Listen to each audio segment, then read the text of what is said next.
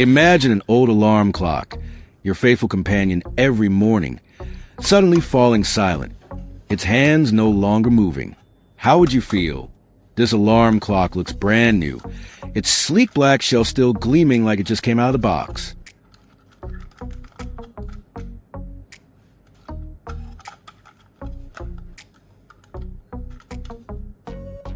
But look closer. The hands aren't moving at all. Chances are it's just a dead battery, nothing serious.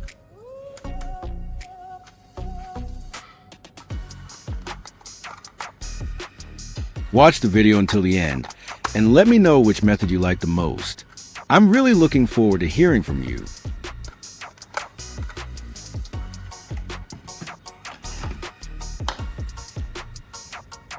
Let's grab a multimeter and check the battery's voltage.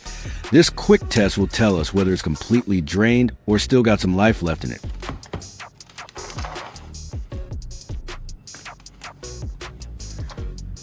We begin by setting the multimeter to the appropriate voltage range for small batteries, carefully placing the probes on the positive and negative terminals. We attempt to read the voltage. However, in this case, the display shows nothing, no reading at all. This indicates that the battery has completely lost its charge and the chemical reaction inside has stopped. Even pressing harder or adjusting the probes doesn't help, confirming that the cells are entirely dead.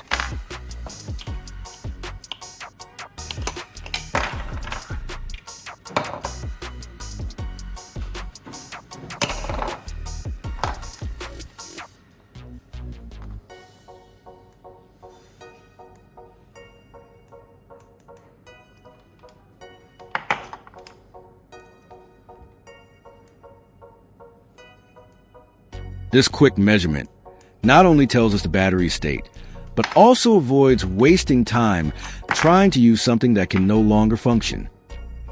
In case we don't have a replacement battery on hand, I'll make one myself. Instead of relying on a store-bought cell, I can assemble a DIY battery using simple materials.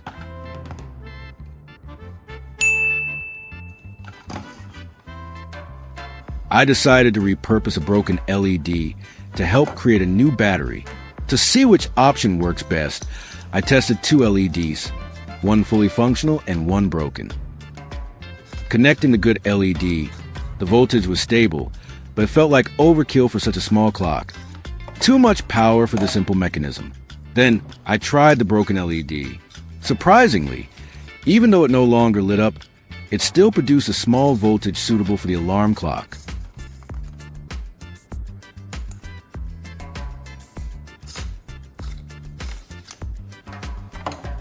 I decided to go with a broken LED, turning what was once useless into a practical power source for my DIY battery experiment.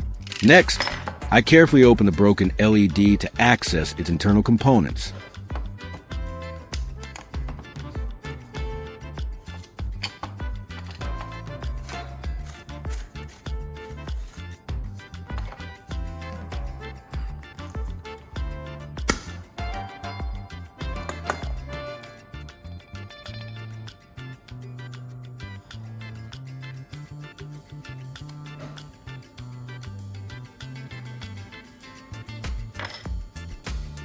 Inside, I found a tiny capacitor, a small cylindrical element capable of storing electrical charge. Handling it gently, I removed it from the LED casing. When removing capacitor from the LED, it's crucial to be very careful with its tiny legs. Bending or breaking these leads could render the component useless, so I used gentle pressure and precise tools to free from the casing.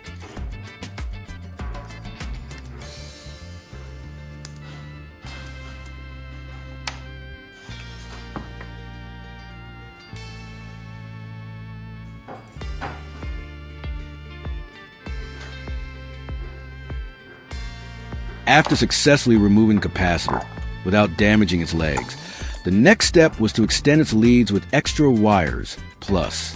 When using the multimeter, the red probe represents a positive lead and the black probe is the negative.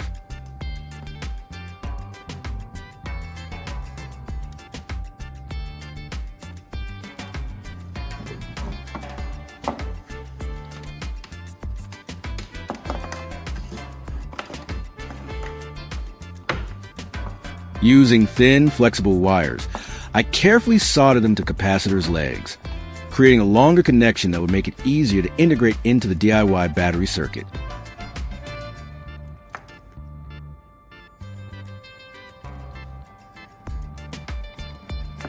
With the polarity confirmed, I connected the wires accordingly: the black wire to the negative lead and the red wire to the positive lead of the capacitor.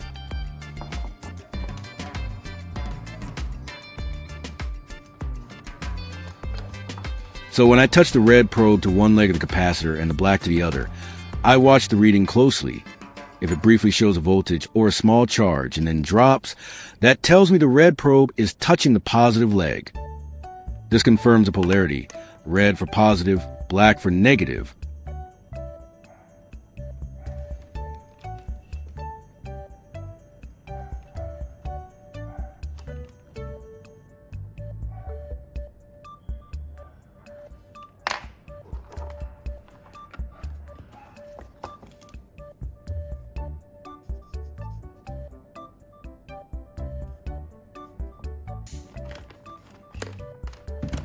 Next, I soldered the wires firmly to capacitor's leads. Using a fine-tip soldering iron, I applied just enough solder to create a strong, secure connection without damaging the delicate component.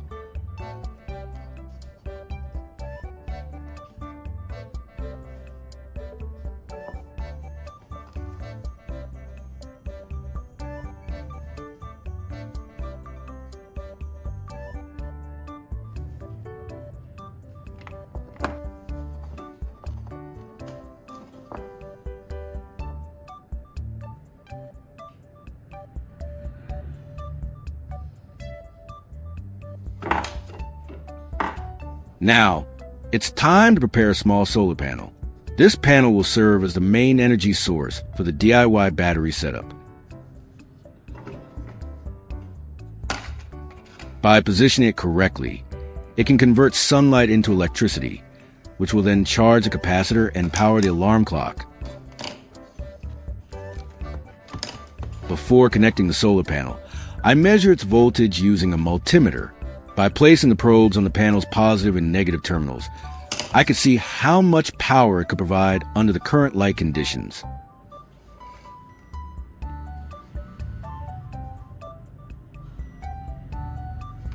The multimeter displayed a voltage of 3 volts. This is sufficient for charging the capacitor and powering the small alarm clock.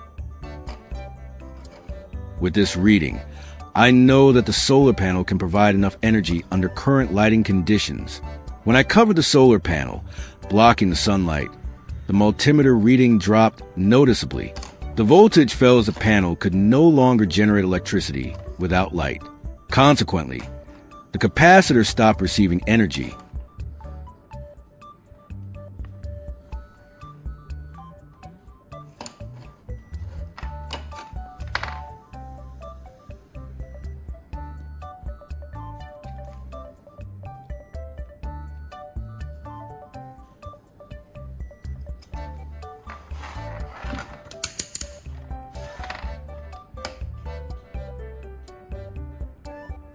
Now it's time to solder the capacitor to the solar panel. I connect the positive lead of the capacitor to the positive terminal of the panel and the negative to the negative, making sure the polarity is correct. A quick touch with the soldering iron, and both connections are secured. This setup allows the capacitor to store some of the solar energy, helping smooth out the power and keep the clock running more steadily, even if the light fluctuates. After soldering the capacitor to the solar panel, I tested the setup. The capacitor stored the energy from the solar panel and supplied it steadily.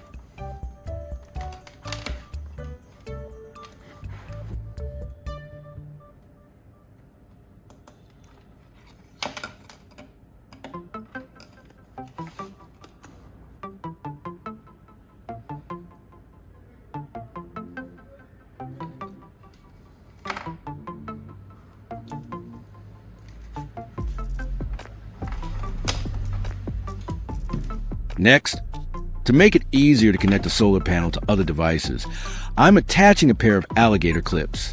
These handy little clamps let me hook up the panel quickly without soldering every time.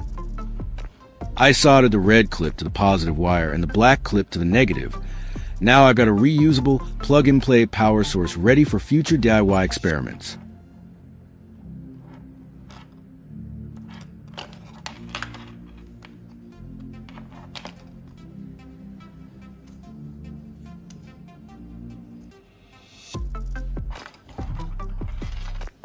To keep everything neat and secure, I use a small strip of electrical tape to hold the wires in place.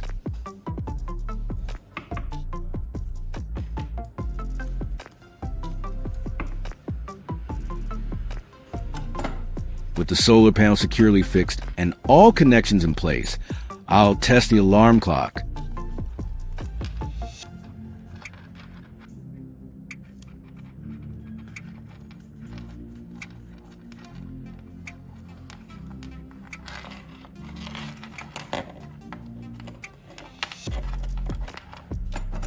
Once the connections were secure, I observed the alarm clock closely.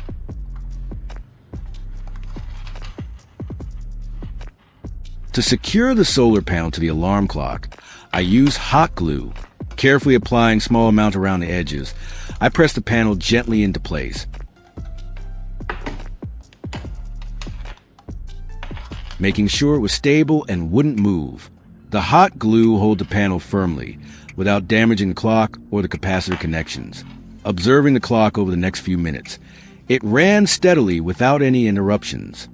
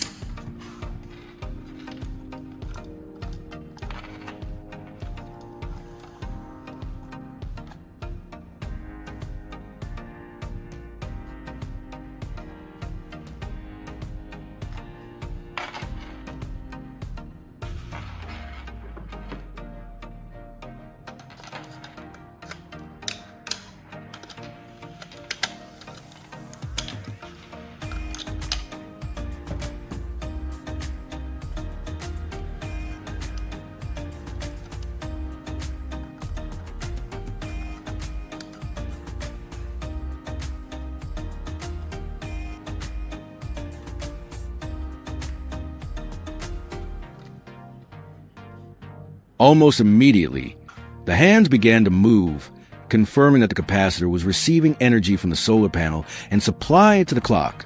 This simple yet effective setup demonstrated that a small solar panel, combined with repurposed capacitor, could successfully power the alarm clock without needing conventional batteries.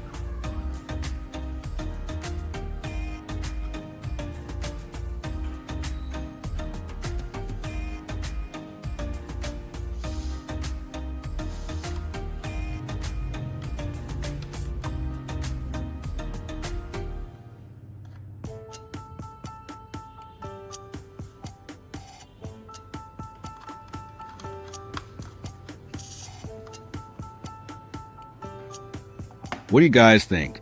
Do you like this idea? Don't forget to leave a comment and share your thoughts.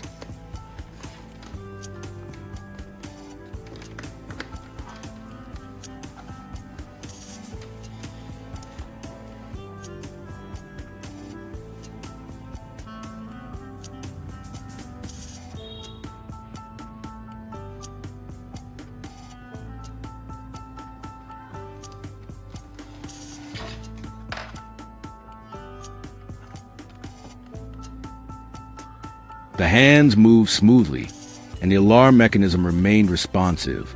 The solar panel continuously charged the capacitor, which in turn provided a stable flow of energy to the clock. This confirmed that the DIY setup was fully functional. A broken LED, a tiny capacitor, and a small solar panel together created a reliable power source.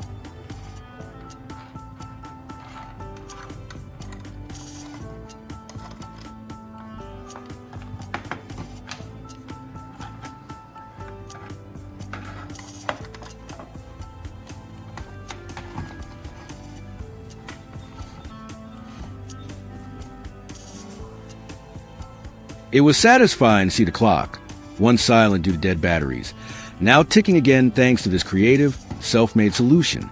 In conclusion, this DIY project successfully brought an old alarm clock back to life using simple, repurposed components. From testing dead batteries and salvaging a capacitor from a broken LED, to connecting it with a small solar panel, each step demonstrated creativity and resourcefulness.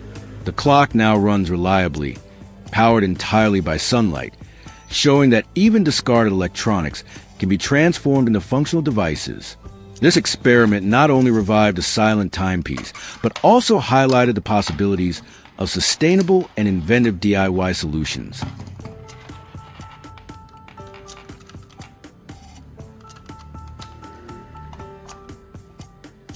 Hi. Have you ever noticed those leftover foam pieces from electronic boxes or packaging? Instead of throwing them away, why not turn them into something super useful? Start by breaking the foam pieces into smaller chunks, then crush them thoroughly until they turn into fine, lightweight bits. It's very light, so it can blow all over the place and be hard to clean up. Be careful. So, are you ready to get started? Let's turn this trash into treasure together.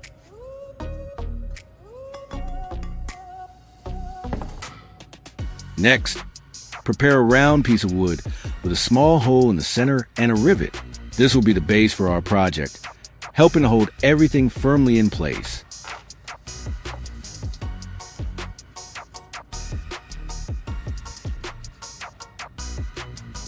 I'll secure the rivet into this piece of wood.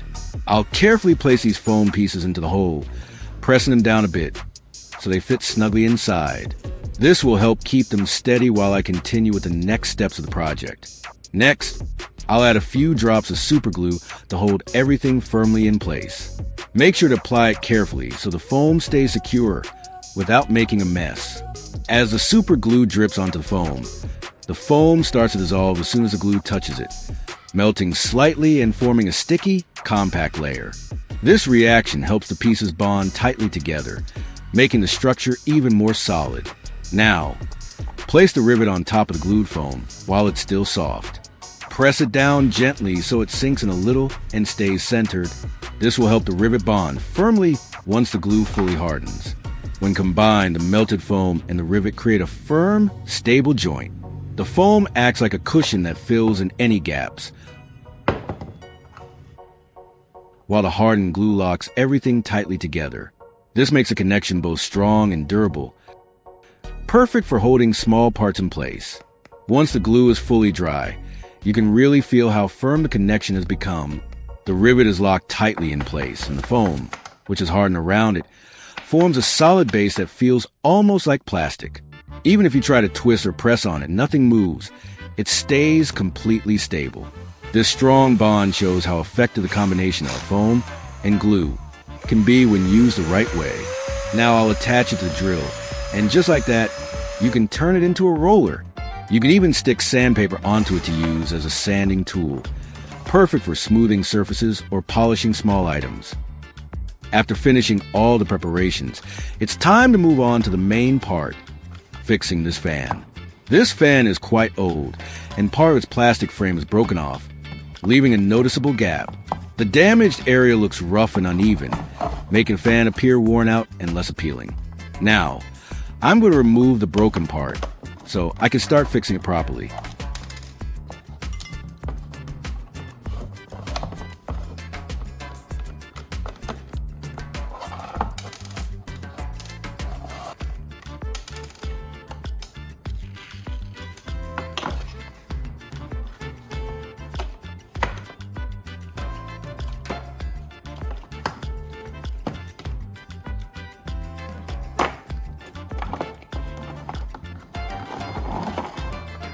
Next, I need to patch up this broken piece. I'll carefully fill in the gap and reinforce it, so the frame becomes strong and looks much better. I'll use a soldering iron to weld it, but the tip on this one is really small, which would take a lot of time.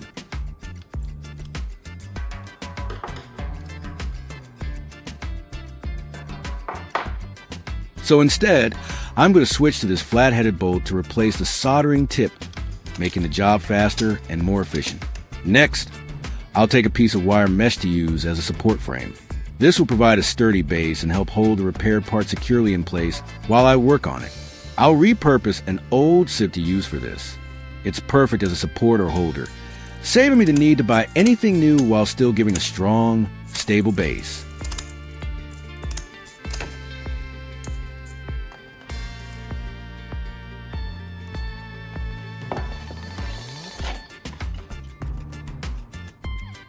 I'll carefully cut the sieve to fit the broken section perfectly, making sure it aligns with the damaged area.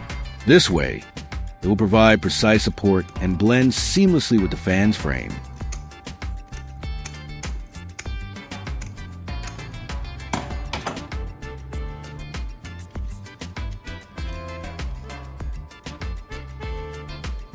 I'll use a soldering iron to weld the wire mesh securely onto the broken section, making sure it's firmly fixed in place and provides strong support for the damaged area.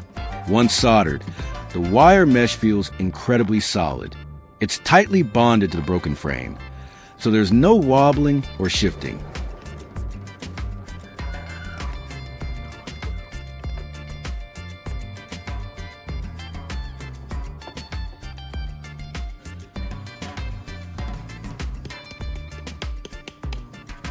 The repaired area now has a sturdy structure that can withstand pressure, giving the fan both strength and stability. Next, I'll stick some tape underneath as a cushion. This will provide a soft layer and extra support before I move on to the final fixing step, helping the repair hold even better.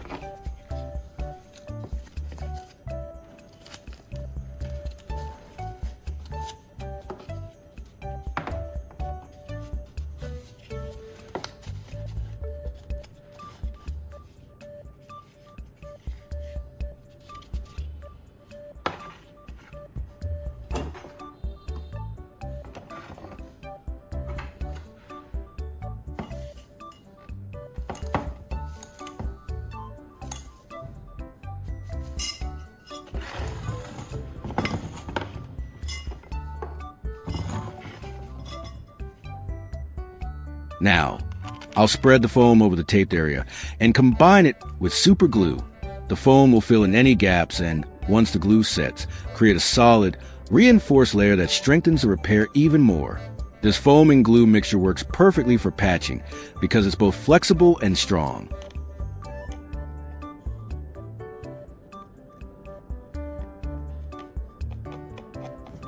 The foam fills in cracks and uneven spots, while the super glue hardens it into a solid layer. Together, they create a durable patch that sticks firmly to the surface, making the repair long-lasting and resistant to pressure or movement. You could use other materials instead of foam, but they would be much heavier. Foam is ideal because it's lightweight, easy to shape, and still provides strong support when combined with glue, whereas heavier alternatives might make the repaired area bulky or harder to handle. Once the foam is fully filled in, it completely covers the broken area. Now, it needs some time to dry and harden, allowing the patch to set firmly and become strong enough for the next steps.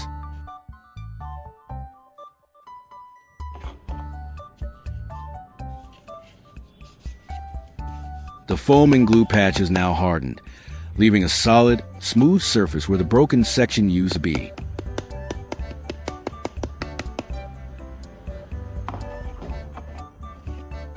To smooth out this area, I'll stick coarse sandpaper onto the roller. This will help even out the surface and remove any rough edges from the patch.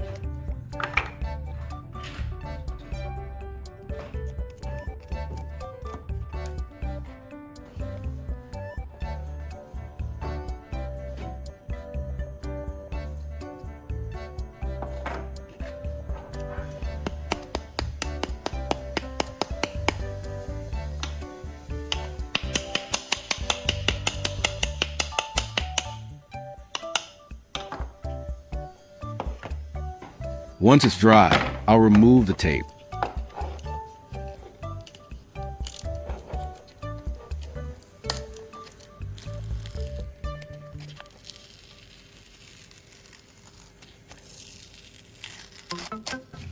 I'll trim off any excess foam, carefully shaping it so the repaired area looks neat and even with the rest of the frame.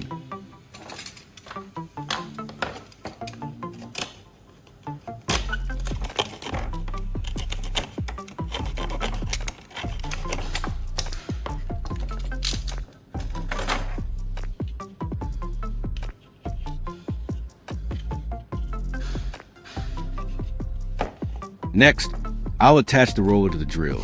This allows me to sand the repaired area efficiently, using the drill's rotation to smooth the surface evenly.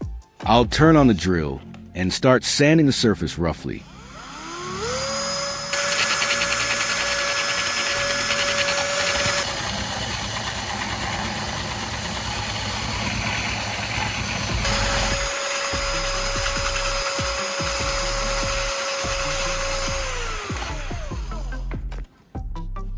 The coarse sandpaper will quickly remove uneven spots and shape the patched area to match the rest of the frame. After the rough sanding, the surface is already much smoother, but to make it look even better, I'll follow up with finer sandpaper. First 600 grit, then 1500 grit. This will give the patch a polished, nearly seamless finish.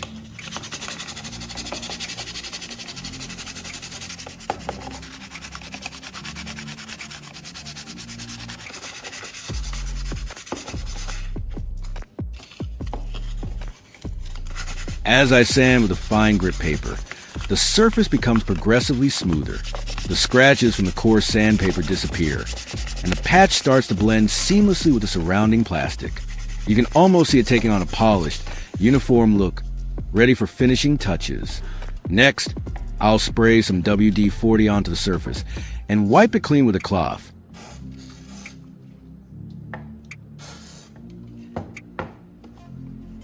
This helps remove any remaining dust or debris from sanding, leaving the repaired area shiny and smooth.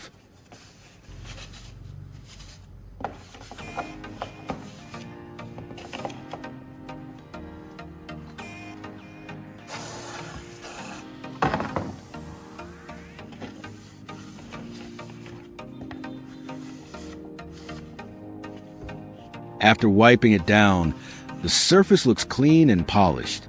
The patch blends seamlessly with the rest of the frame, and the repaired area feels smooth to the touch, ready for use. Next, I'll spray a coat of paint over the repaired area. This not only restores the fan's original look, but also helps protect the patch.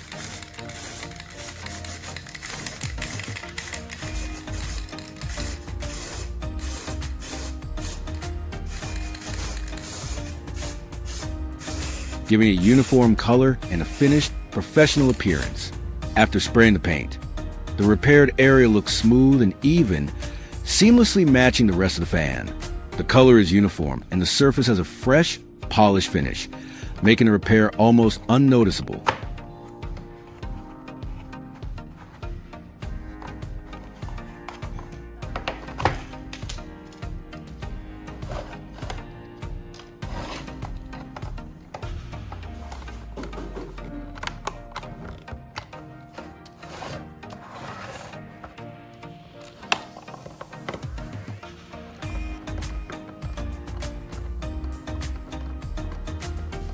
And that's it.